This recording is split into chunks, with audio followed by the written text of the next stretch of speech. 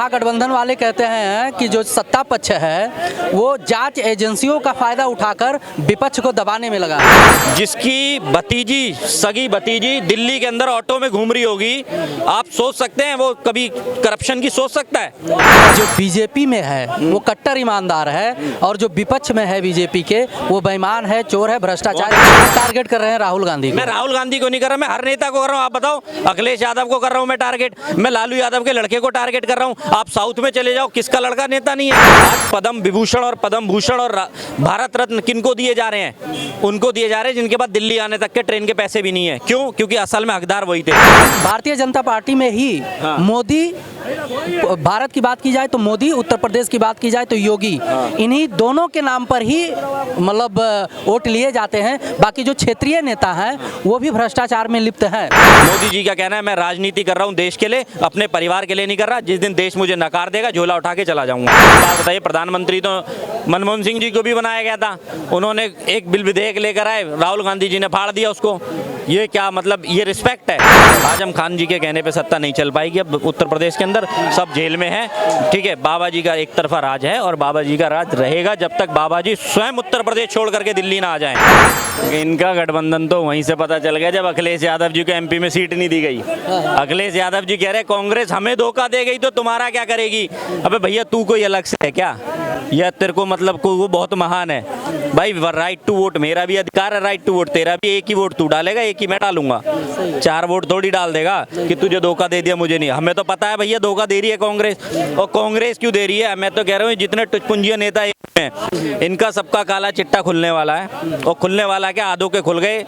पड़ोसियों को देख लो नई दिल्ली में अपने। तो यही तो सबसे बड़ी समस्या है। महागठबंधन वाले कहते हैं कि जो सत्ता पक्ष है वो जांच एजेंसियों का फायदा उठाकर विपक्ष को दबाने में लगा है। जांच एजेंसियों का फायदा तो वही उठा सकता है जब तुमने कुछ करा ही नहीं होगा, तो मैं कहां से फायदा उठा लूंगा? मेरे पास खूब जांच एजेंसी बनी रहे। अब तुम चोरी करोगे और मैं तुम्हें पकड़वा दूंगा पुलिस से कह के, तो इसका मतलब मैं जांच एजेंसी का फायदा उठा रहा हूं। तो भैया बनाई क्यों गई? खत्म कर दो जांच एजेंसी। जांच एजेंसी खत्म कर दो ना। जांच एजेंसियां बनाई क्यों गई? जांच एजेंसियां बनाई इसलिए गई, कानून बनाया ही इसलिए गया कि कानून के अंदर सब आए और कोई भी देश के अंदर चोरी करेगा वो जेल जाएगा। परंतु आज तक ये क्या करते थे, नेता सब आपस में मिलजुल के देश को लूट रहे थे। ठीक है, अब आए हैं कट्टर ईमानदार प्रधानमंत्री बैठा हमारा। ठीक है, उसको पैसे से कोई मतलब नहीं है। जिसकी भतीजी, सगी भतीजी दिल्ली के अंदर ऑटो में घूम रही होगी, आप सोच सकते हैं वो कभी करप्शन की सोच सकता है? आप ये बता दो, जिसका चाचा भी विधायक है ना, वो भी दिल्ली के अंदर ऑटो में नहीं घूम रही। जिसका विधायक है केवल, प्रधानमंत्री की, नरेंद्र मोदी जी की बेटी ऑटो में घूम रही थी, स्नैचिंग हुई थी, सबको पता है ये केस।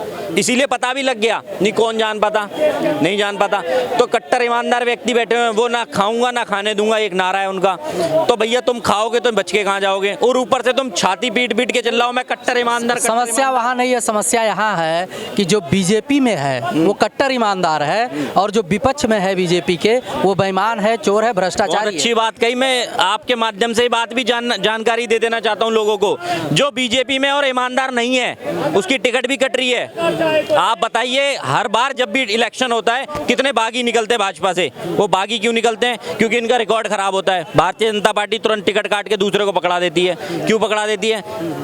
लेकिन भारतीय जनता पार्टी में ही मोदी, भारत की बात की जाए तो मोदी, उत्तर प्रदेश की बात की जाए तो योगी, इन्हीं दोनों के नाम पर ही मतलब वोट लिए जाते हैं। बाकी जो क्षेत्रीय नेता हैं वो भी भ्रष्टाचार में लिप्त हैं कहीं ना कहीं। आपको मैं बता दूं, मैं इनके मंत्रियों के नाम गिनवा देता हूं। नितिन गडकरी जी, यहाँ जितने लोग हैं किसी एक चेहरे से मुझसे बुलवा दीजिए। विपक्ष का, कांग्रेस का भी होगा जो बोलते हैं नितिन गडकरी जी पे किसी करप्शन का आरोप है। नितिन गडकरी जी करप्शन कर सकते हैं? कितना सभ्य और सुलझा हुआ नेता। ठीक है, उसके बाद निर्मला सीतारमण जो जो हमारी फाइनेंस मिनिस्टर है, फाइनेंस मिनिस्टर निर्मला सीतारमण, कोई कह सकता है वो करेंगी करप्शन?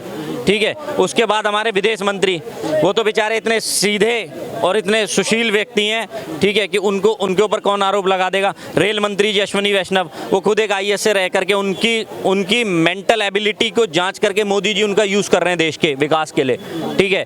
तो नेता ऐसे बैठाए गए जिनका राजनीतिक बैकग्राउंड कोई नहीं था, ना जो पहले से खाते हुए आए, जो उनको खाने की आदत होगी, वो पहले से उनको एक सैलरी मिलती थी, जिससे ज़्यादा सैलरी अब MP मिलने पे भी मिल रही है और नेता और उसके बाद मंत्री मिलने पे बन रही है, तो वो क्यों करप्शन करेंगे।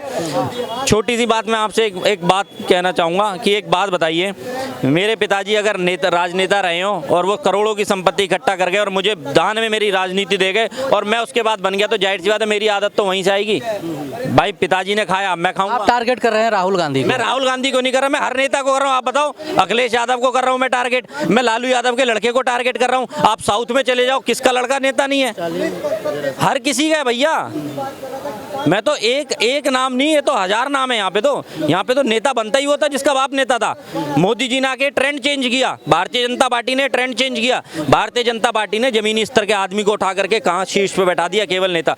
एक बात बताइए आप, आज अगर जो भारतीय जनता पार्टी में जो MP बने हुए हैं, कम से कम 10% MP ऐसे आते जिनके पास रहने का घर नहीं होता, ठीक है। साउथ साइड से देख लीजिए आप, उड़ीसा से देख लीजिए, कई मंत्री ऐसे आते हैं जिनकी अगर संपत्ति का ब्यूरो निकालोगे तो कांग्रेस के एक विधायक से कम संपत्ति उनके पास, एक निगम पार्षद से कम संपत्ति निकलती है उनके पास, और वो सीधा आकर के कैबिनेट मिनिस्टर बन जाते हैं। क्यों? क्योंकि क्षमता के आधार पर। आज पद्म विभूषण और पद्म भूषण और भारत रत्न किनको दिए जा रहे हैं? उनको दिए जा रहे हैं जिनके पास दिल्ली आने तक के ट्रेन के पैसे भी नहीं है। क्यों? क्योंकि असल में हकदार वही थे। उनको नहीं दिए जा रहे कि जो चेहरा देख करके अरे यार ये उस बरादरी से इसको भारत रत्न दे दिया जाए या इसको ये दे दिया जाए तो इस बरादरी का वोट मुझे मिल जाएगा। वोट बैंक की राजनीति करके देश के अंदर आज भेदभाव नहीं हो रहा, इसीलिए वो बेकार है आज भारतीय जनता पार्टी। क्योंकि भारतीय जनता पार्टी का एक ही कहना है, हम किसी के गुलाम नहीं है। मोदी जी का कहना है, मैं राजनीति कर रहा हूँ देश के लिए, अपने परिवार के लिए नहीं कर रहा। जिस दिन देश मुझे नकार देगा, झोला उठा के चला जाऊंगा।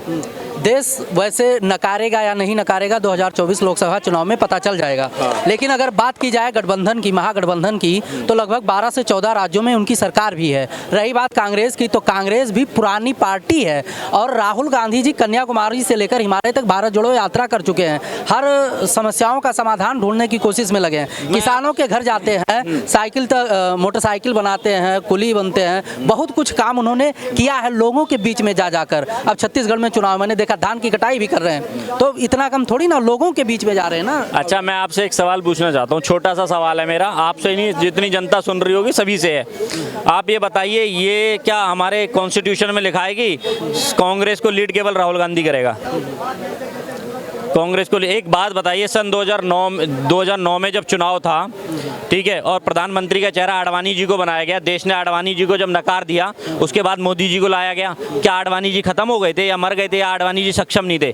आडवाणी जी सक्षम थे, दोबारा प्रधानमंत्री का चेहरा बन सकते हैं। मगर भारतीय जनता पार्टी की नीति एक ही है कि जो देश जिसको चाहेगा वो कुर्सी पर बैठेगा। ये बताइए, सन 2014 से लगातार 2 बार राहुल गांधी को नकार चुकी, क्या ये प्रधानमंत्री चेहरा बदल रहे हैं? नहीं बदल रहे। क्यों नहीं बदल रहे? क्योंकि भैया लॉबी देखिए ना आप, लॉबी समझिए, जवाहरलाल नेहरू से लेकर अब तक की लॉबी तो समझिए। और मुझे बताइए, नरेंद्र मोदी जी की लॉबी क्या, इनके परिवार में कोई निगम पार्षद नहीं रहा आज तक? यही तो हमेशा आरोप लगता रहा है। फिर जो राष्ट्रीय अध्यक्ष हैं खड़गे जी, चुनाव करके कराया गया है, अगर बहुमत होगा तो प्रधानमंत्री भी चुन लिया जाएगा। एक बात बताइए, खड़गे जी को राष्ट्रीय अध्यक्ष बना दिया गया। आप अगर किसी को पपेट ला करके बैठा दो या स्टैच्यू बना दो तो उससे कुछ नहीं होता। एक बात बताइए, प्रधानमंत्री तो मनमोहन सिंह जी को भी बनाया गया था, उन्होंने एक बिल विधेयक लेकर आए, राहुल गांधी जी ने फाड़ दिया उसको। ये क्या मतलब, ये रिस्पेक्ट है? आप ये सोचिए ना कि आप करना क्या। आप सीधा बोलिए कि मैं भारत का एक नागरिक हूँ और कांग्रेस का सिपाही हूँ, ठीक है। कांग्रेस के अंदर जिसकी लीडिंग क्षमता होगी वो देश का प्रधानमंत्री बनेगा। मैं प्रधानमंत्री पद के लिए कभी ना इच्छुक था और ना हूँ और ना रहूंगा। मुझे एक निगम पार्षद भी बन जाऊंगा तो मैं अपने आप को गर्वान्वित महसूस करूंगा कि मैं कांग्रेस का सिपाही हूँ। आप बनी बोलिए, तो ये बयान तो दीजिए। आप तो सीधा कहते हैं कि मैं तो प्रधानमंत्री बनूंगा। क्यों भाई, तू प्रधानमंत्री क्यों बनेगा? तुझे ढंग से हिंदी बोलनी नहीं आती, हमारी राष्ट्रभाषा हिंदी है, और तुझे हिंदी बोलनी आती नहीं, तुझे हम प्रधानमंत्री बना दे ताकि तू बेइज्जती करे हमारी जा करके। क्यों भाई, क्यों, किस ब्याह पे बना दें? अभी रमेश बिदुड़ी जी ने मायावती जी के ये एक लंगूर को भेजा है फपेड़ के, ठीक है। हाँ, एक नहीं, उनकी गठबंधन करा था इन्होंने साइकिल से, ठीक है, चूना लगा के साइकिल को। अखिलेश यादव से पूछिए, वो उनके छाती पे हाथ रख के पूछिए, दर्द बताएंगे वो। उनकी सीटें ले गए 5-7 ये, ठीक है, 10 सीटें, और 5 बेचारे ले गए ये। तो इसीलिए मायावती जी के थे, परंतु मायावती जी बैठ चुकी हैं। उसका स्पष्टीकरण ये मेरा खुद का सोचना है कि मायावती क्यों बैठ गई। मायावती जी की फाइलें पड़ी हैं भाजपा के पास। भाजपा ने कहा बैठ जाओ, बहुत भ्रष्टाचार कर लिया, नहीं अब जेल की रोटी खानी पड़ेगी जैसे लालू यादव खा रहे हैं। मायावती ने कहा मैं राजनीति से संन्यास लेती हूँ, मगर औपचारिक रूप से नहीं लूंगी भाई, लोगों के सामने नहीं लूंगी, मैं खुद बैठ गई। अब बताओ, विधानसभा चुनाव हुआ, आपका 404 में से एक विधायक आ रहा है, वो भी अपने दम पे आ रहा है। तुम कहाँ रह गए? और तुमने एक भी रैली नहीं करी ढंग की। क्या लगता है कि लोकसभा चुनाव जो है करीब है ही है, साथ साथ में उत्तर प्रदेश में एक अलग तबका है अखिलेश यादव जी का। और अखिलेश यादव जी ने जब से मुलायम जी का जब से राजनीतिक करियर खत्म हुआ, मुलायम जी जो है जब से राजनीति छोड़ा, हमेशा जो है प्रयास किया गया है अखिलेश जी को मायावती को लेकर चलने का। देखिए, मैं आपको एक बात बता दूं, मैं अखिलेश यादव जी के गृह क्षेत्र से आता हूं। मेरा जिला मैनपुरी पड़ता है, जहां से मुलायम सिंह जी सांसद रहे। अभी डिम्पल यादव सांसद बनी, लोगों ने श्रद्धांजलि दी मुलायम सिंह यादव को। बाकी डिम्पल यादव को जिताने का कोई लोगों का वो नहीं था। आपने जो बात करी, एक बड़ा तबका अखिलेश यादव जी के साथ है, वो बड़ा तबका भी आधा खिसक चुका है मथुरा के मुद्दे पर। आप टोपी लगा करके मथुरा की मस्जिद में जाकर के नमाज पढ़ेंगे और कृष्ण जन्मभूमि जो बगल में है उसकी बात ही नहीं उठाएंगे, तो ऐसे लोग मूर्ख हैं क्या? कब तक सहन करेंगे? आपके इष्ट देव हैं, देश इस पूरे भारत के आराध्य हैं वो, ठीक है, उनकी बात आज भारतीय जनता पार्टी उठा रही है, ठीक है। तो लोगों को बहुत अच्छे से पता है कि किसकी नीति और किसकी कार्य क्षमता क्या है, बहुत अच्छे से आकलन कर चुकी है कि किसके हाथ में सत्ता आने पे, किसके कहने पे सत्ता चलती है। आजम खान जी के कहने पे सत्ता नहीं चल पाएगी अब उत्तर प्रदेश के अंदर, सब जेल में है, ठीक है। बाबा जी का एक तरफा राज है और बाबा जी का राज रहेगा जब तक बाबा जी स्वयं उत्तर प्रदेश छोड़ करके दिल्ली ना आ जाएं। यानी कि तैयारी है, बाबा जी आएंगे दिल्ली, बाबा जी दिल्ली में आने की तैयारी। बुलडोजर भी आएगा तो पूरे भारत में चलेगा। पूरे बिल्डोजर, अगर बाबा जी दिल्ली में बैठ गए तो बिल्डोजर पूरे भारत में नहीं चलेगा, पूरे भारत के अपराधी खत्म हो जाएंगे। बुलडोजर तो बाद में जाएगा, पहले अपराधी खुद ही सरेंडर कर देंगे। आज उत्तर प्रदेश के अंदर देखिए, अगर कहीं पे घटनाएं इतनी लेवल पे कम हो गई हैं, बिल्डोजर पूरे उत्तर प्रदेश में आप देखिए कितनी जगह ऊपर बिल्डोजर चलाया, मुझे बताइए। बाबा जी को सत्ता चलाते दूसरा कार्यकाल है उनका, कितनी जगह ऊपर बिल्डोजर चलाया? क्या हर दिन बिल्डोजर चल रहा है उत्तर प्रदेश के? नहीं, पर हर दिन अपराध कम हो रहा है। अब रही बात, अब कुछ विपक्षीय पार्टी कहती है अपराध कम नहीं हो रहा, यहाँ रेप हो गया और यहाँ ये चोरी हो गई। तो देखिए, हर प्रवृत्ति का, हर मानसिकता का आदमी पड़ा है। कुछ लोग ऐसे हैं इस देश के अंदर जो 1 से 1.5% लोग ऐसे होते हैं जो कानून से भी नहीं डरते, जो कानून से भी नहीं डरते। उनको सही करने के लिए बाबा जी ने सीधा नियम निकाला, एनकाउंटर, और एनकाउंटर हुए उत्तर प्रदेश के अंदर, ठीक है। और आने वाले समय में बाबा जी सख्त से सख्त कार्रवाई करेंगे। अपराध करने की भी उत्तर प्रदेश के अंदर कोई नहीं सोच सकता। पहले का जमाना ऐसा था, रात के 9 बजे के बाद लोग घरों से बाहर नहीं निकलते। आज का जमाना ऐसा है, रात के 2 बजे अकेला आदमी आराम से मोटरसाइकिल पे 10-50-100 किलोमीटर आराम से चलाता है। उसको आज हाईवे पे अगर आपकी टायर पंचर हो जाता है, आदमी के रोंगटे खड़े हो जाते हैं, रूह कांप जाती है। आज वो समय नहीं है, आज आदमी आराम से अपना टायर चेंज करता जाता है। बाबा जी का राज है। बाबा जी के राज का फायदा उठेगा लोकसभा चुनाव में। बिल्कुल, बाबा जी का तो एक तरफा है जी, तो बाकी भारत घूमे, उत्तर प्रदेश उनके, आसाम हो गया, उत्तर प्रदेश हो गया, यहाँ मोदी जी को जरूरत नहीं है रैली करने की, बाबा जी अकेले संभाल लेंगे। ये बाबा जी के बस की नहीं है, बाबा जी ने सबको अपने कोक के नीचे दबा रखा है, ये उछलने वाले ही नहीं है, समझे। चलिए बहुत बहुत धन्यवाद।